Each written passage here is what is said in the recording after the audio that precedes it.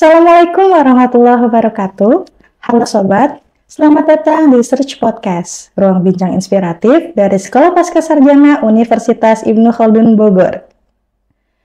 Kali ini kita akan membahas tentang hal yang sangat berkaitan dengan kehidupan kita di era modern ini, yaitu investasi syariah di era digital.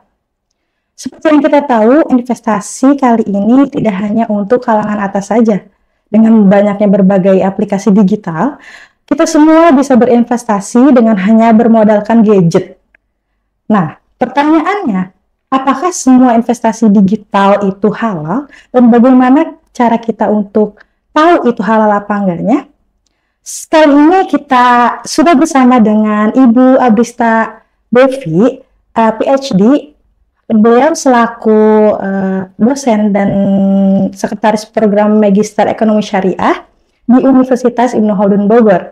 Assalamualaikum Ibu. Waalaikumsalam Mbak Sheni. Bagaimana kabarnya Ibu? Alhamdulillah baik, terima kasih sudah diundang ke podcast ya. Iya, sama-sama. Ibu, kali ini kita akan ngebahas tentang investasi halal, Ibu. Baik. Investasi syariah. Nah, sekarang kan banyak banget ya Ibu ya aplikasi-aplikasi kayak gitu ya. Dan banyak orang juga yang belum tahu dan belum paham nih, apa sih investasi syariah itu dan bagaimana cara kita untuk membedakan investasi dengan investasi konvensional, Ibu.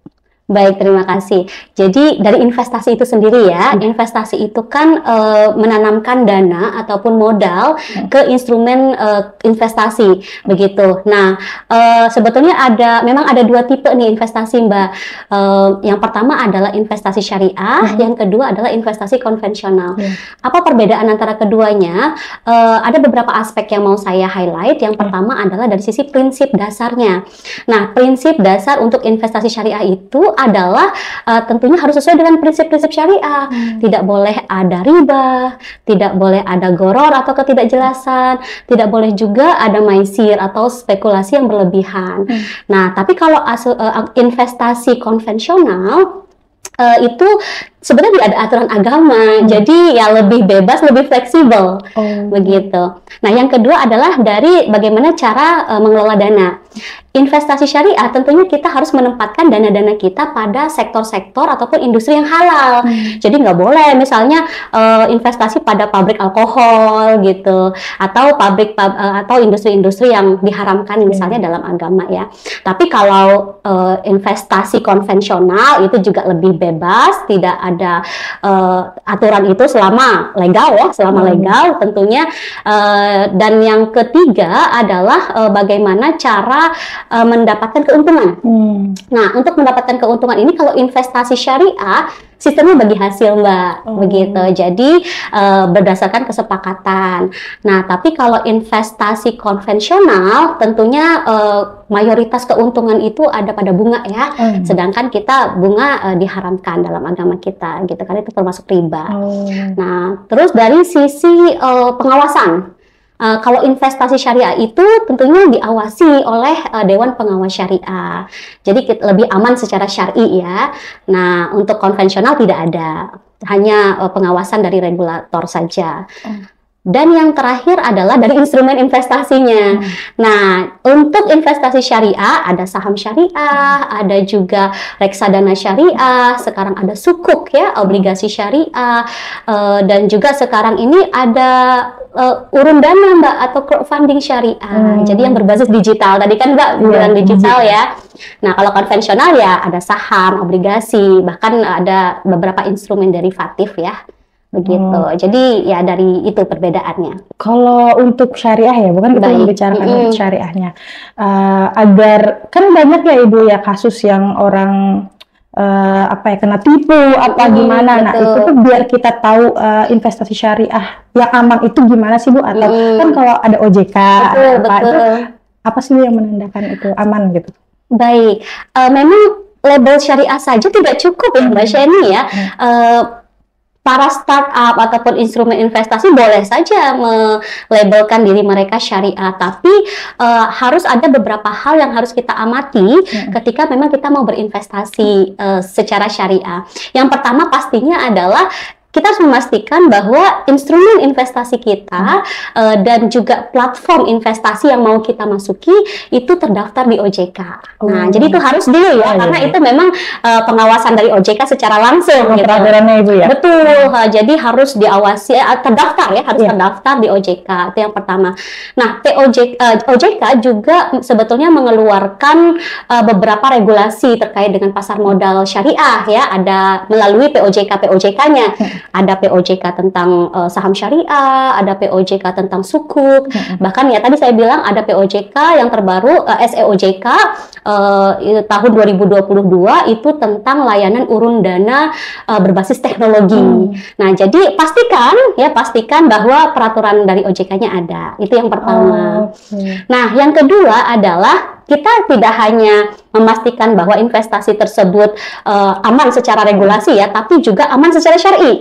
Nah, kita pastikan juga bahwa instrumen investasi tersebut ada fatwanya, ada fatwa MUI begitu. Nah, itu kan sekarang sudah ada beberapa fatwa MUI yang memang menaungi instrumen-instrumen investasi syariah. Oh, jadi MUI juga turut serta ya Ibu ya? Betul. Untuk memastikan kehalalan. Betul sekali. Tapi kan nggak semua, atau emang semua yang di media itu halal, apa gimana Ibu? Media apa nih maksudnya? Media, investasi media. Oke, baik. Apakah semua instrumen investasi syariah itu halal? Tentu saja kalau tadi sudah ada fatwa MUI-nya. Begitu. Jadi insya Allah jangan khawatir karena kan kita diawasi. Ya, kita punya pengawasan secara untuk memastikan bahwa instrumen keuangan tersebut syariah compliance gitu. Nah, selama fatwanya ada gitu ya, dan pengawasannya berlanjut, maka don't worry, jangan khawatir gitu untuk berinvestasi secara syariah. Berarti tetap kita harus hati-hati ya Bu ya, betul. Walaupun itu digital ya. Iya betul. Oke, Ibu kalau misalnya apa ya, berkah nih, ngomongin berkah Ibu. Ngomongin berkah, kira-kira ada nggak sih keberkahan dari investasi syariah ini kan karena labelnya tuh syariah gitu. Orang kan banyak yang belum tahu nih. Baik. Nah, ini menarik ya Mbak Shani ya, karena sejatinya ketika kita seorang muslim dan kita ingin melakukan transaksi muamalah, selain dari profit ataupun keuntungan yang kita tuju, tentunya kita juga berharap akan keberkahan dari Allah begitu. Nah, sebetulnya ini juga tujuan investasi syariah Mbak Shani. Jadi selain kita berorientasi kepada profit ya, tujuan lainnya adalah kita ingin mencapai yang namanya falah, al-falah gitu. Keberkahan itu kan sebetulnya kebaikan ya, kebaikan yang bertambah. Itu definisi keberkahan. Nah, ketika kita berinvestasi ya, selain dari keuntungan tadi, kita ingin bagaimana agar hidup kita ini mencapai falah ini tadi. Kemenangan. Nah, apa itu kemenangan? Falah ini apa? Satu, kebaikan, khair ya. Nah, ini tadi keberkahan yang bertambah ya, kebaikan yang bertambah ya, berkah gitu. Terus kesejahteraan. Kita pengen sejahtera ya, hifdzul mal. Ya, kita pengen juga hifdzul nafas gitu ya, dengan adanya sejahtera ini gitu. Ada juga kemakmuran. Satu lagi adalah kebahagiaan, saadah gitu. Jadi tujuan endingnya adalah tentunya kita ingin bahagia Mbak, ya kan? Sampai nanti akhir hayat hidup kita gitu ya, bahagia dunia akhirat. Gitu. Masya Allah Ibu. Ternyata begitu luas ya Bu, dan banyak berkahnya ya. Betul. Nah, untuk Ibu sendiri kan sebagai dosen dan sekprodi di Magister Ekonomi Syariah ya Bu, mungkin bisa ya belajar di situ ya Ibu ya? Bisa banget. Insya Allah kita bisa bakar investasi syariah. Banyak sekali. Jadi buat sobat-sobat finance ya, sobat-sobat finance yang memang tertarik untuk belajar ekonomi syariah, belajar bagaimana mengelola keuangan secara syariah, termasuk memahami apa saja sih instrumen investasi syariah, belajar di Magister Ekonomi Syariah. Sobat, kita belajar di program Magister Ekonomi Syariah di Sekolah Pascasarjana Wika ya Bu. Dan emang di situ tidak hanya belajar investasi saja ya Bu ya, banyak konsentrasinya ya Ibu ya. Iya betul. Apa saja tuh Bu? Baik, sejauh ini memang kita punya 4 konsentrasi ya Mbak Shani ya. Yang pertama adalah koperasi syariah begitu.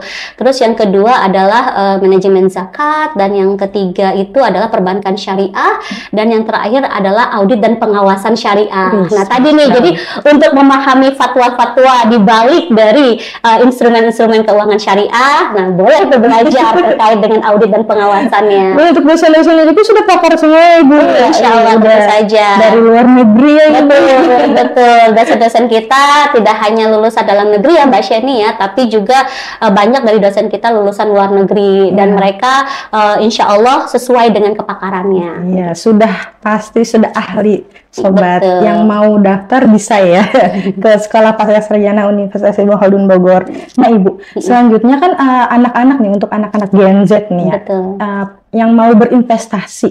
Nah itu tuh harus ada rujukannya atau gimana Ibu? Jadi yang biar aman nih, kita harus riset dulu apa kayak gimana Ibu? Baik, ini terkhusus untuk Gen Z ya, tapi sebetulnya nggak cuma Gen Z ya Mbak Sheni ya, karena memang sekarang ini investasi syariah itu lebih inklusif, artinya segala jenis usia boleh gitu, terus juga dari pedesaan pun sekarang boleh gitu ya untuk berinvestasi, karena kan nominal investasi itu sekarang nggak terlalu besar ya.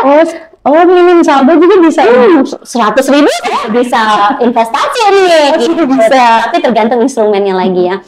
Nah, tadi kembali ke pertanyaan Mbak Sheni tentang bagaimana untuk Gen Z ketika untuk memulai, betul. Jadi memang kalau saya punya tips ya, Mbak ya, saya harus bilang ada DKR. Saya punya DKR nih. Yang pertama adalah kenali dana. Nah, jadi kenali dana kita mampunya berapa gitu, atau berapa porsi dari pendapatan yang kita punya untuk kita investasikan. Karena tadi berbeda instrumen investasinya, beda juga entry point untuk masuknya gitu. Tapi bagaimanapun juga karena memang ini lebih inklusif, jadi insya Allah affordable, terjangkau begitu. Nah, yang kedua adalah kenali kemampuan. Nah, jadi untuk berinvestasi memang kita harus memiliki, tapi nggak harus ya, maksudnya paling tidak kita memiliki kemampuan untuk melakukan analisis baik itu fundamental ataupun analitik teknikalnya. Nah, kalau misalnya nih Gen Z tidak punya kemampuan untuk itu, nah boleh yang paling sederhana dulu, misalnya adalah investasi lewat bank syariah, gitu. Punya mungkin di bank syariah nggak? Ada ya. Nah, ada mobile banking nggak? Ada. Nah, sederhananya akses dulu mobile bankingnya. Biasanya bank-bank syariah itu mereka juga menawarkan instrumen-instrumen investasi syariah. Contohnya misalnya kita bisa beli reksadana syariah di situ. Kita juga bisa cicil emas loh di situ. Iya. Menarik sekali. Dan juga kita bisa beli sukuk ya, sukuk retail gitu ya, tergantung bank mitra distribusinya gitu. Tapi dengan hanya tadi betul modal handphone ya, kita sebetulnya bisa berinvestasi gitu ya. Iya.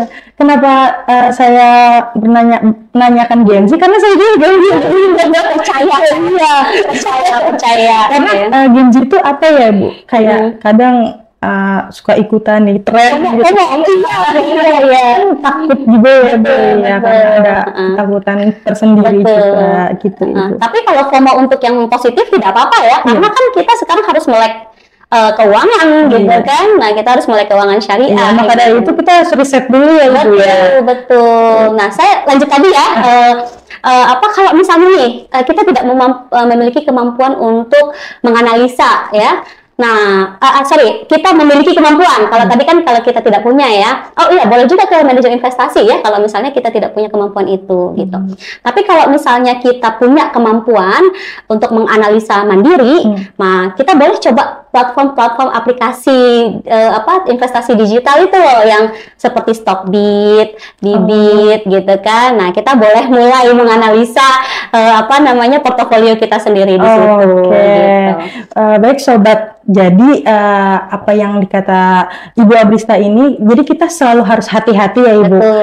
Kalau mau investasi itu harus riset dulu dan harus yang benar gitu, yang sudah terdaftar di OJK dan sudah ada ketentuan dari MUI juga ya. Jadi nggak usah takut juga, tapi harus tetap hati-hati juga.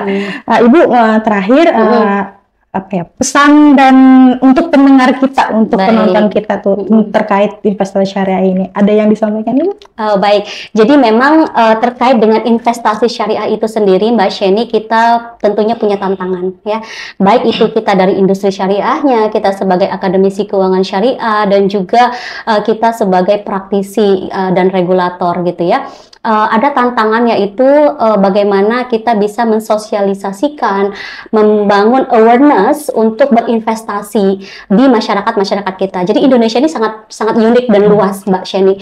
Artinya kita perlu effort lebih ya agar mereka sadar untuk berinvestasi. Jadi investasi tidak hanya sekedar menempatkan dana di emas atau naruh di bawah bantal gitu ya, apalagi itu ya.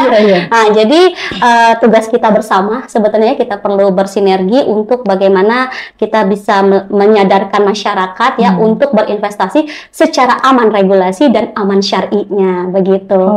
Itu tantangan kita ke depan. Oke, Masya Allah sekali Sobat. Terima kasih Ibu sudah berkenan hadir dan memberikan paparannya. Sama-sama Mbak Sheni, terima kasih sudah diundang di podcast. Oke, semoga bermanfaat ya Bu, bermanfaat untuk saya dan untuk penonton juga. Amin. Baik Sobat, untuk informasi lebih lanjut yang ingin mendaftar di Sekolah Paskasarjana UIK bisa di link bawah ini ya.